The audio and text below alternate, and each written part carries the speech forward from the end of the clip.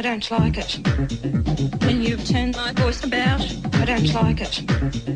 When you vote One Nation out, my language has been murdered. My language has been murdered. My shopping trolley murdered. My groceries just gone. 1, 2, 3, 4, 5, 6, 7, 8, racist, rubbish, racist, hate. 1, 2, 3, 4, 5, 6, 7, 8. Hi there Internet, my name is Scott and this is my review of One Nation. They're an Australian political party and we have many political parties in the country. We have over 50 and most people have only heard of a couple. We have an Australian election which is happening really soon, and so this is my review of One Nation. Okay, One Nation. Now they were founded in 1997. Most people have heard of One Nation. In fact, they're pretty much household names. In the late 90s, we had a phenomena that was One Nation, and there are books on why and the reasons why One Nation took off. But look, Pauline Hanson is still the leader of One Nation. One thing I found is doing all of this research in all of these political parties don't change very much. I've definitely found that over the years. They rarely change from their original cause. They might change on their stance on this or that policy. They may invent new policies, but really their ideals don't change very much from time to time. If they did, they'd probably disband. One Nation hasn't changed very much. They're no longer run by, I guess, the two people touted as Pauline Hanson's puppets. That was David Oldfield and David Ettridge. They've both moved on since then. I couldn't find a lot of information on them. I think David Oldfield's out of politics, perhaps, and David Ettridge might be an independent. I could have that round the wrong way. That may not even be correct. Something like that. But they're both no longer members of, no longer candidates for One Nation. Yeah, One Nation, again, they were massive in 1990s, and in 1998 they got 9% of the vote, which is huge. That's a lot for a minor party. One Nation, who are they today? Okay, they're right-wing nationalists. They're a lot more right-wing, they're a lot more conservative than the Liberal Party of Australia, which makes them even more right-wing than the Labor Party. So that's sort of where they are on the scale. There's been a whole heap of controversy with One Nation. They're largely based in Queensland. This year, a former candidate of One Nation made some comments where she referred, all in the same interview, she referred to Islam as a country. She claimed that Jewish people follow Jesus. She confused the Quran with the Islamic term for sin, which is haram.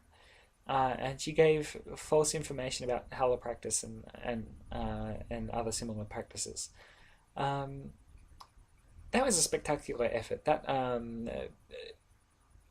made her an internet sensation, and she basically was touted as the next Sarah Palin who's a US politician, not well known for factual inaccuracy. That party member has since stepped down, but look, in One Nation's website, their policies have a lot of grammatical problems. There's the old word that's misspelled. That's being nitpicky, I know, but they're not. Yeah, I've come across many websites that are much more. That are much better well written. Better well written? Jesus, I'm a hypocrite now, aren't I? It's almost 2 in the morning. I'm allowed to be. Their website, their policy documents are not well written pieces of prose. So what do they stand for? Okay, it's okay. So One Nation, now they're anti-climate change. They want to effectively abolish all international climate change pledges, all of them. They want to restore farming in Australia to competitiveness, and they want a royal commission into climate science. Um, they want to stop all turbine production. That is one of the most anti-environmental policies I have read. That's a lot. That's huge. Um, and look, more to follow. Look, you'll see how conservative they are as we read on. So they want to increase the pension, and they support apprentices. Okay, fine. That's not particularly conservative, is it?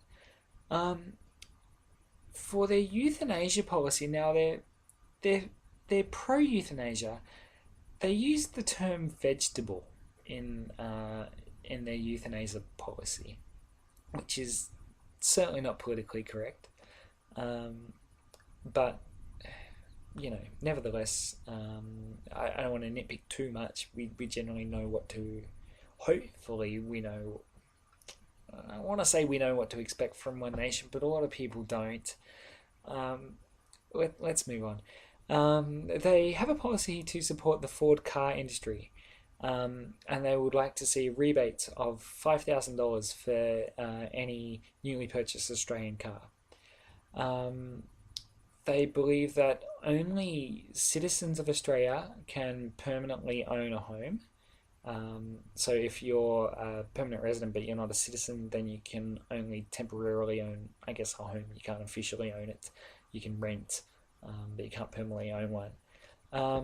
They support zero net immigration. I've talked about that before. That's the idea where you have a limit on the amount of people who can enter the country, and it's not until other people leave um, that you have that you allow more in. There are several political parties that have zero net immigration as proposed policies. That is Australian Stable Population Party. There's a couple others that I think even the Secular Party of Australia, but I could be wrong on that. You'd have to check the video. I definitely know Stable Population Party's one. Um, okay, One Nation. What else? They're for manufacturing. They're for labelling laws. They want to see I guess, more clear label laws when it comes to product of Australia, made in Australia, or product of another country. Um, Now, multiculturalism is something that they really don't like. Um, in fact, they read, quote, multiculturalism has failed everywhere, end quote. Um, Actually, no, I'm going to read the whole thing. Okay, quote, multiculturalism has failed everywhere. It is negative and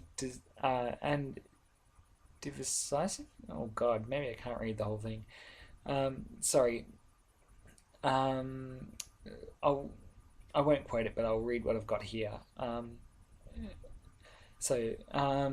Multicultural, as I said, it's failed. They believe it's failed everywhere. That it is negative. That is a weight that is drowning on our once safe and cohesive society. Okay, this is quotable. Quote: One Nation will abolish multiculturalism and the Racial Discrimination Act, and promote assimilation, nationalism, loyalty, and pride in being Australian. End quote. That's basically forcing Australian culture on people, which is debatable. Um, if it's at the expense of all that people have known, then that's one side of the debate. If it's